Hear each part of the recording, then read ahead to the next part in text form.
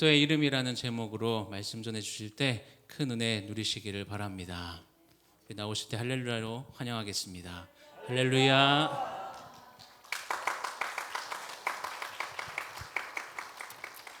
네, 잠시 기도하고 말씀 나누겠습니다. 하나님 아버지 감사합니다. 하나님께서 사랑하시는 교회, 예수 그리스도의 핏값으로 세우신 교회, 하나님의 마음이 있는 교회, 안양 석수교회에 와서 선교지의 소식을 전하며 하나님의 말씀을 나눌 수 있는 귀한 시간 허락하신 것 감사를 드립니다. 이 시간 하나님의 말씀을 전하는 자를 성령 하나님께서 붙들어 주시어서 하나님의 말씀 잘 전할 수 있도록 도와주시옵소서.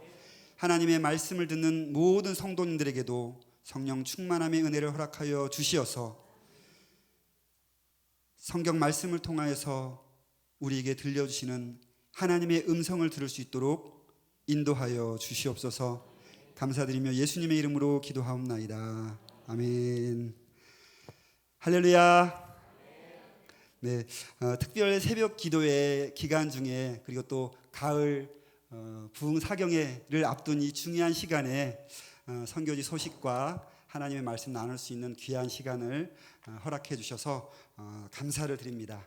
저는 남미의 심장이라고 불리는 파라과이 최신배 선교사입니다.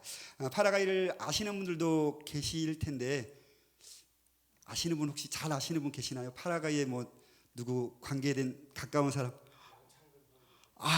예.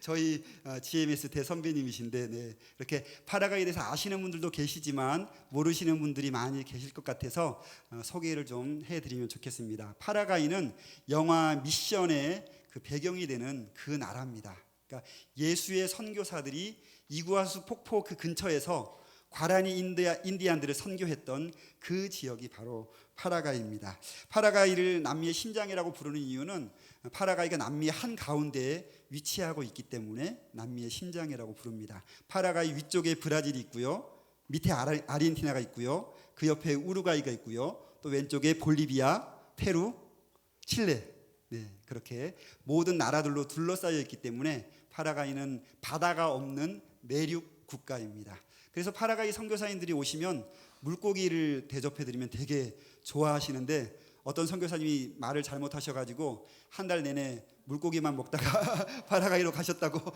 말 조심해야 된다고 그런 말씀을 하시는 것을 들었습니다. 파라과이 땅 크기는 남한 북한 합친 거의 2배 정도 되는 땅입니다. 그러니까 남미의 나라들에서 뭐 브라질이나 아르헨티나에 비하면 굉장히 작은 땅이지만 한국보다는 큰 땅이고요. 인구는 한 700만 명 정도 됩니다. 그러니까 땅 크기에 비해서는 인구가 되게 적지요. 파라과이 인구, 제가 그 스페인어는 한국말로는 파라과이인데 스페인어로는 파라과이예요. 그래서 파라과이라고 해도 왜 저렇게 말하나 이상하게 생각하지 마시고, 네, 파라과이 노력하겠습니다. 파라과이의 인구가 이렇게 적게 된 중요한 이유가 있었는데요. 한 150년 정도 전에 브라질, 아르헨티나, 우루과이 이 세 나라하고 파라과이하고 전쟁이 있었습니다. 그러니까 지금은 뭐 그 중에서 제일 약한 나라이지만 그때 당시만 해도 강한 나라였었기 때문에 세 나라가 힘을 합쳐가지고 파라과이하고 전쟁을 한 거예요. 근데 그 전쟁으로 인해서 파라과이 영토의 40%를 잃게 되었습니다. 영화 미션에 나오는 그 이구아수 폭포도 그때 파라과이가 아르헨티나와 브라질에 빼앗겼어요. 그래서 원래 자기 나라였던 이구아수 폭포를 파라과이 국민들이 가려고 하면 할인된 가격으로 입장료를 내고 들어갈 수가 있습니다. 아픔이죠. 그런데 이것보다 더 큰 아픔은 그 전쟁으로 인해서 파라과이 인구의 60%가 죽었다는 겁니다. 엄청나죠? 예. 근데 60% 죽었을 때 누가 많이 죽었을까요? 네, 군인들, 남자들이 많이 죽었습니다. 그래서 파라과이 그 삼국 전쟁이 끝난 이후에 인구 조사를 해보니까 인구 100명당 여자가 80명이라면 남자는 20명밖에 안 되는 그런 심각한 상황이 되었다고 합니다. 그러니까 당연히 일할 남자들이 없으니까 경제적으로 그때는 괜찮았는데 막 추락이 시작됐고요. 그리고 이 애를 낳아야 되는데 출산율도 올리기가 굉장히 어려운 상황이었습니다. 그리고 또 중요한 것이 그것으로 인해서 남자 한 명당 여자 몇 명이 이렇게 짝이 맞아요? 예, 4-5명 되니까 이게 성적으로 굉장히 타락하게 되는 것을 별로 문제시 여기지 않는, 그러면서 가정이 파괴되고 그런 아픔들이 생기게 되는 큰 원인이 그 1864년에 있었던 삼국 전쟁으로 인해서 파라가이가 그렇게 어려움에 처하게 됐습니다. 150년이 지나는 시간 동안 인구도 회복이 됐고 남자 여자의 성비도 회복이 됐지만 지금도 경제적으로는 좀 어려움 가운데 있고요. 그리고 여전히 그때 그 문화로 인해서 성적인 문제, 타락의 문제와 가정 파괴의 문제가 지금도 파라가이의 아픔으로 그렇게 남아 있습니다. 그리고 이제 파라가이는 한 150년 정도 그런 회복기가 있었지만 군부 독재가 있으면서 나라 안에 부정부패, 비도덕적인 일들이 그냥 위에 사람들도 정치인들도 그렇게 하니까 보통 사람들도 별로 양심의 거리낌이 없이 그런 일들을 하게 되는 안 좋은 문화가 많이 퍼지게 됐습니다. 그래서 그 믿을 만한 정보통에 의하면, 그 정보통이 아까 말씀하신 양창근 선교사님이신데 그 선교사님 말씀에 의하면 파라가이 경찰들은 1년에 그 얼마를 뜯어내 가지고 위에다가 상납을 해야 된대요. 그러니까 아주 눈에 불을 켜고 열심히 이렇게 사람들한테 돈을 뜯어야 되는 그런 것이 지금도 있다고 합니다. 저도 그런 사실을 몰랐을 때 파라가이에서 운전을 하고 이렇게 가는데 오토바이 2대가 이렇게 제 옆으로 양쪽으로 끼고 오더라고요. 경찰 오토바이였어요. 그래서 저쪽 골목으로 차를 세우라 그래서 왜 골목으로 가라 그러지? 그러고 이제 골목으로 갔더니 돈을 뜯을 때 다 전 국민이 다 알지만 그래도 안 보이는 데서 해야 된대요. 그래서 돈 뜯으려고 골목길로 데려간 거예요. 근데 이제 저는 분명히 파란불에 건넜고 제 뒤에도 따라오는 차가 있었는데 저보고 빨간불에 건넜다는 거예요. 그래서 제가 아무리 얘기를 해도 안 믿어져서 제가 그랬습니다. 나는 목사인데 거짓말 안 한다. 진짜 파란불이 건넜다. 그랬더니 이 사람이 하는 말이, 나는 경찰인데 나도 거짓말 안 한다. 너 빨간불이 건너서 돈 내놔 그러는 거예요. 그래서 200만 원이라고 그 한국 돈으로 40만 원 정도 되는 큰 돈을 달라 그래서 뭐 잘못을 했으면은 제가 좀 찔릴 텐데 전혀 저는 분명히 파란불에 건넜기 때문에 끝까지 아니라 그랬더니 계속 이제 깎아주겠대요. 그래서 200만 원을 100만 가란이로, 그러니까 한국 돈으로 20만 원 정도로 깎아주겠대요. 그래서 아니 그러고 말고 나는 진짜로 파란불에 건넜기 때문에 못 준다. 그랬더니 이 뭐 양보할 그게 없는 거예요. 그래서 도저히 안 믿어져서 제가 지갑을 보여주면서 내가 이 봐라 돈도 이거밖에 없다. 그랬더니 이 사람이 무슨 말을 하냐면 저쪽에 가면 카드로 돈을 뽑는 데가 있대요. 신용카드로, 그 나라에도 그건 있어요. 그래서 신용카드로 돈을 뽑아가지고 오라고. 그래서 나는 뭐 맘대로 해라, 나는 못 가겠다 그랬더니 그러면 지갑에 있는 거라도 달라고 해서 그걸 받아갈 정도가, 그게 최근에 있을 정도로 그렇게 그런 부정부패가 있는, 그러니까 보통 사람들도 이게 그냥 거짓말하거나 뭐 이렇게 훔쳐가는 거에 대해서 별로 이렇게 양심의 가책을 느끼지 못하는 그런 문화들이 있습니다. 그래서 지난 8월에 한국은 여름 성경학교를 할 때 저희는 겨울 성경학교를 했거든요. 근데 겨울 성경학교를 잘 마쳤는데 감사하게 너무 은혜롭게 정말 하나님이 참 많이 이렇게 은혜를 주셨다 그러고 마쳤는데 제 아내가 여보 내 핸드폰이 없어요 그러는 거예요. 그래서 이 핸드폰이 비싼 건 아니지만 이 안에 다 있잖아요. 사진이며 메모며 뭐 다 중요한 게 있기 때문에 아이고 큰일 났다고, 이걸 찾아야 된다고. 그래서 이제 틀림없이 누군가 가져간 거죠. 그런데 이제 그렇게 가져갔다고 말하면 안 돼요. 그래서 애들한테 물어봤죠. 혹시 주순 사람이 있으면 갖다 달라. 그러면 큰 선물을 주겠다. 그렇게 이제 얘기를 했어요. 근데 아무도 없다는 거예요. 그래서 혹시 모르니까 다른 애들한테도 다 이 소식을 전파해라. 사모님 핸드폰 주순 사람이 있으면 큰 선물을 받으니까 가지고 와라. 그렇게 이제 딱 소문을 내고 이제 그 다음 날 다시 이제 가보려고 그렇게 이제 집으로 돌아갔어요. 그리고 다음 날 새벽에 이제 기도를 하는데 갑자기 한의 얼굴이 탁 떠오르는 거예요. 그래서 게다라는 계시가 임하는 것 같아요. 그래서 이게 너무나 확신이 드는 거예요. 그래서 가만히 생각을 해보고 이제 핸드폰으로 이렇게 저희 가족은 위치 공유를 하거든요. 그래서 그걸 확인을 해보니까 그 친구가 딱 걔가 성경학교 마치기 전에 어디 가야 된다고 갔었고 딱 그 시간에 위치 공유가 끊어진 거예요. 그러니까 이게 너무나 심증이 가죠. 그래서 제가 이제 제안해보고 말을 했더니 자기도 그런 것 같대요. 그래가지고 이제 그 친구 집에 이제 찾아간 거예요. 근데 사실은 집이 어딘지를 몰라서 그 친구는 그날 처음 왔던 애였어요.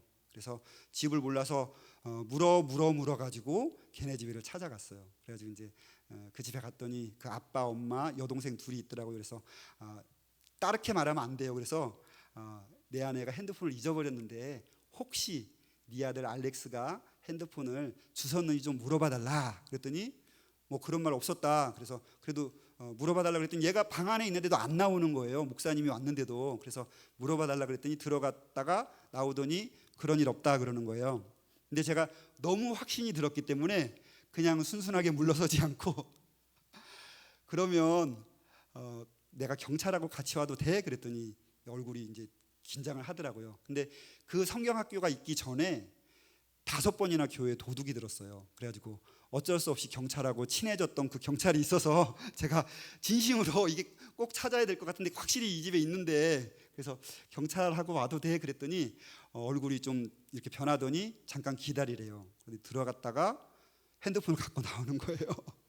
근데 얼굴 표정 하나도 안 변하고 좀 전까지 없다 그랬잖아요. 근데 얼굴 표정 하나도 안 변하고 이거 어저께 우리 알렉스가 주웠는데 네 전화번호를 모르니까 내가 너한테 못 알려준 거야. 그러면서 그걸 주는 거예요.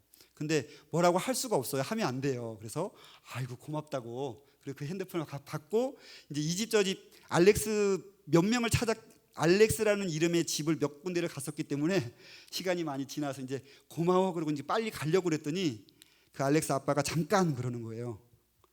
그래서 왜 그랬더니 선물 줘야지. 네. 그래서 어떻게 해야 돼요?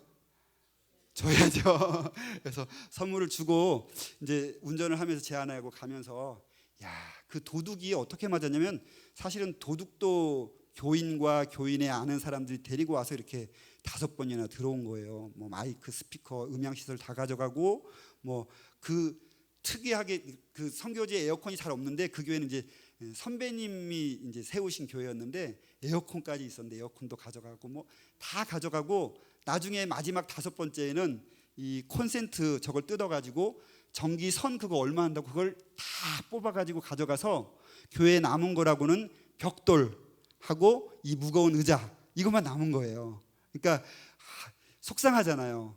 근데 이 애가 그걸 핸드폰을 훔쳐가는 것과 또 전혀 얼굴 표정 하나 변하지 않고 그렇게 말하는 걸 보면서 제가 한숨 푹 쉬면서 제 아내한테 그랬어요. 야 여보 진짜 파라가이 선교 너무 힘들다. 너무 힘들어요. 그랬어요. 그랬더니 제 아내가 여보 그러니까 선교를 해야지요. 그 사람들이 하나님 말씀대로 잘 살면 선교사가 필요가 없잖아요. 그러는 거예요. 그 음성이 하나님의 음성으로 들리더라고요. 제가 목사고 선교사지만 믿음이 너무 적어가지고 하나님이 믿음 큰 돕는 배필을 붙여주셨어요. 그래서 이 여자가 믿음이 보통 믿음이 아닙니다. 6년 전에 설교를 얼만큼 해야 돼요? 6년 전에 제 아내가 이제 저희가 원래는 아르헨티나 인디안 마을에 선교를 했었어요. 근데 이제 배가 아파서 병원에 갔는데 응급실로 가가지고 3인을 입원했는데 이제 배가 안 아파지고 퇴원을 하라 그래서 의사 보고 제가 배가 아픈 이유가 여러 가지 있을 텐데 나는 목사지만 의사가 아니지만 이 인터넷에 보니까 복통의 이유가 여러 가지가 있는데 그 중에 한 가지가 암이더라. 그러니까 자세히 좀 검사를 해달라 그랬더니 이 의사가 하는 말이 목사가 뭐 이렇게 걱정이 많냐고. 아무 문제 없으니까 하나님이 너 도와주시니까 걱정. 그런 말은 습관적으로 잘해요. 왜냐하면 카톨릭 국가니까 하나님이 너 도와주시니까 걱정하지 말고 그 걱정 좀 하지 말고 가라고. 그래서 알았다 고맙다 그러고 퇴원을 했었거든요. 근데 이제 한 몇 달이 지난 뒤에 다시 복통이 심해져가지고 사실은 이제 저희가 그 1100km 떨어진 지방에 살다가 하나님이 이상하게 하여튼 너무너무 가기 싫은데 도시로 옮기셨어요. 수도로. 그래서 거기로 갔는데 이제 다시 검사를 해보니까 이게 암덩어리가 이미 그때 그 전에 복통 이전에 얼굴이 그 백반증으로 허옇게 얼굴 전체가 허옇게 되는 그런 백반증이 있었고 지금은 기적으로 거의 다 없어졌어요. 그게 안 없어지는 거라고 하더라고요. 근데 얼굴이 그렇게 되고 아무튼 그렇게 그때부터 이미 암이 진행이 돼가지고 이제 그 장이 암덩어리로 막히는 그 지경이 된 거예요.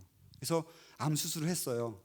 근데 간호사가 한국에서도 작년엔가 그런 일이 있었더라고요. 간호사가 주사를 잘못 놔가지고 쇼크로 제 아내가 그 영화에서 보는 것처럼 새벽이었어요. 간호사가 와가지고 주사를 놓는데 제 아내가 이렇게 막 그렇게 쇼크를 하면서 제가 그 장면을 본 거예요. 근데 그 띠 하던 게 삐 하게 되는 심정지가 온 거예요. 그래가지고 이제 막 의사를 찾으러 다니고 막 응급 상황이 된 거죠. 그래서 찾아가지고 의사가 와가지고 이거 이렇게 해가지고 이렇게 하는 거 하고 막 그런 상황이 벌어진 거예요. 야, 정말 하나님 기도가 안 나와요. 하나님 그거밖에 기도가 안 나와요. 근데 눈물 날라 그러네. 근데 감사하게 이게 띠 하던 게 띡띡 하기 시작했어요. 이 심장이 다시 돌아온 거예요. 그래가지고 이제 다시 심장이 뛰기 시작했어요. 그래서 하나님 감사합니다 하는데 이제 그 시간이 꽤 길게 지났던 것 같아요. 그래서 이제 집사람이 말을 못 하더라고요. 뇌로 산소가 공급이 안 됐으니까. 그래서 아이고 장애인이 되었구나. 그래도 감사합니다 하나님. 그래도 내가 정말 살려주셔서 감사하고 정말 사랑하면서 살겠습니다. 그렇게 기도하고 있는데 이 사람이 하더라고요. 그래서 아이고 까지는 하나보다. 근데 하는데 뭘 자꾸 말을 하려고 그래요. 그래서 뭐냐고 뭐 말하냐고 귀를 가까이 댔더니 못 알아듣는 말인데 저는 알아듣겠더라고요. 그 심장이 멈췄다가 이제 나중에 얘기하는 게 천국 문 앞에 갔다가 왔대요. 근데 그 처음 하는 말이 여호와는 나의 목자시니 내게 부족함이 없으리로다. 그래서 야 진짜 이 여자 대단한 여자다. 네, 하나님이 저에게 그런 여자를 돕는 배필로 붙여주셨습니다. 그래서 그 여자의 말 때문에 야 파라가이 진짜 힘들어서 이게 선교 못하겠네요 그랬더니 그러니까 우리가 선교를 해야죠. 그 말을 듣고 다시 힘을 내가지고 그렇게 선교를 그렇지 맞아 그러니까 우리가 해야지 그런 마음을 다시 가지게 됐습니다. 파라가이 2000년대 초반에 그 종교 조사를 해보니까 국민들의 90%가 나는 카톨릭이다라고 대답을 했어요. 그러니까 전 세계에서 가장 카톨릭이 센 나라가 파라과이입니다. 그런데 이 무속신앙, 샤머니즘하고 결합이 돼가지고 하나님의 말씀과는 전혀 관계가 없는 그런 이제 종교 생활을 하고 있는 거죠. 그러니까 파라과이 선교 얘기하면 그래요 하지만 너무 멀어서 그런 얘기를 꼭 해요. 네. 근데 하나님께서 우리에게 땅 끝까지 전하라고 하셨으니까 멀리 가려면 시간도 많이 들고 돈도 많이 들어요. 네. 그리고 힘도 많이 들지요. 하지만 하나님께서 땅 끝까지 복음을 전하라고 하셨고 그 파라과이 그 땅 끝에도 복음을 전해야 하기 때문에 저희를 보내어 주신 줄로 믿습니다. 그래서 위에서 기도해 주시기를 부탁을 드립니다. 파라과이 사람들을 보면 오늘 함께 읽었던 사도행전 3장에 나오는 성전 미문에 앉아 있는 그 사람의 그 상황과 너무 비슷한 것 같아요. 하나님을 알고 있어요. 예수님을 안다고 해요. 그리고 당당하게 믿는다고 말을 합니다. 하지만 그들의 하나님을 아는 지식과 하나님을 믿는다고 하는 그 믿음은 성전 미문에 앉아 있었던 이 사람과 다를 바 없는 불쌍하고 정말 불행한 그런 모습이라고 할 수 있습니다. 이 성전 미문에 앉아 있었던 사람은 사도행전 4장 22절에 보니까 40살쯤 되었다 그래요. 그러니까 40년이라는 긴 시간을 육체적으로는 장애를 가지고 그리고 경제적으로는 극심한 가난 때문에 다른 사람에게 구걸하지 않을 수 없는 그런 상황에서 살았던 사람이었어요. 그러니까 사람이 이렇게 고난의 세월이 오래 지속되면 마음도 힘들어지다가 병들어지게 되지요. 그래서 자꾸 부정적인 생각이 들게 되고 나는 안 돼, 나한테 무슨 소망이 있어? 그런 생각을 하게 되잖아요. 어려움의 시간이 길어지면. 그리고 자신에 대한 패배의식과 부정적인 생각이 거기서 멈추지 않고 하나님께 대해서도 나쁜 생각을 하게 되는 거예요. 나를 이렇게 오랫동안 힘들게 내버려 두신 하나님은 좋은 하나님이 아닐 거야, 이런 생각을 하게 되는 거죠. 그러면 이런 사람에게는 정말 변화의 가능성이 점점점 사라지게 되고 변화라고는 이제 불가능한 지경에 이르렀다라고 그렇게 할 수 있는 것이죠. 그런데 오늘 말씀해 보니까 그 사람에게 변화가 일어났다고 말씀하고 있습니다. 7절 8절을 같이 한번 읽어볼까요?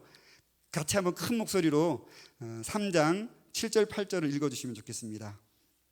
시작.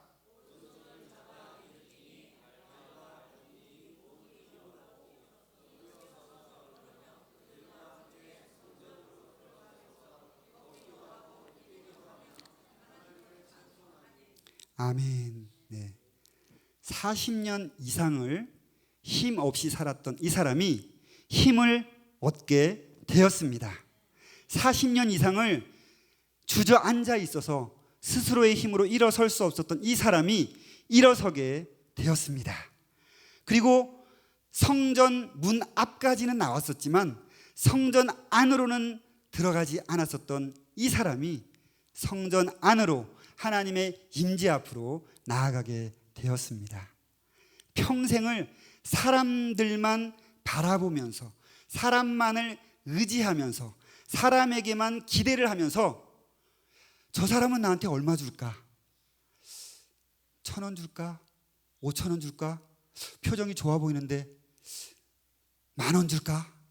이런 생각을 하면서 사람 때문에 웃고 사람 때문에 울고 사람만을 바라보면서 살았던 이 사람이 하나님을 바라보면서 하나님 앞으로 나아가서 하나님을 찬양하는 놀라운 변화의 역사가 일어났다고 오늘 성경 본문은 말씀하고 있습니다. 그런데 이 변화가 어떻게 일어났나요?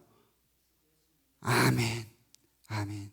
예수 그리스도의 이름으로, 예수 그리스도의 이름을 믿는 믿음으로 이런 놀라운 변화의 역사가 일어났다고 말씀하고 있습니다. 예수 그리스도의 이름으로 힘을 얻게 되는 줄로 믿습니다.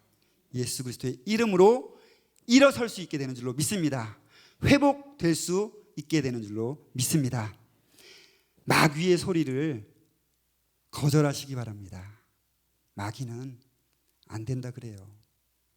너는 안 된다. 할 수 없다.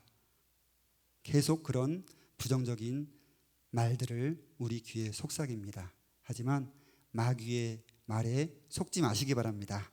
하나님의 말씀을 듣고 하나님의 말씀을 붙잡고 나아가시기를 바랍니다.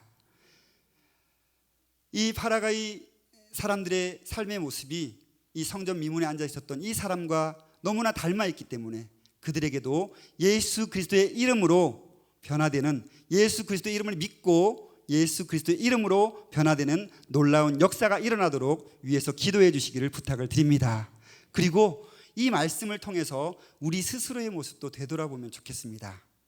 성전 미문에 앉아 있었던 그 사람의 모습, 우리도 하나님을 잊어버리고 예수님을 바라보지 않고 사람들만 바라보면서 살아간다면 성전 미문에 앉아 있었던 이 사람처럼 불쌍하고 불행한 인생을 살게 될 것입니다. 예수 그리스도 바라보는 우리 모두가 되어야 되겠습니다. 우리는 예수님을 믿는다고 말하는데 예수님을 안 바라볼 때가 있습니다. 예수님을 전한다고 하면서 예수님을 바라보지 않을 때가 있습니다.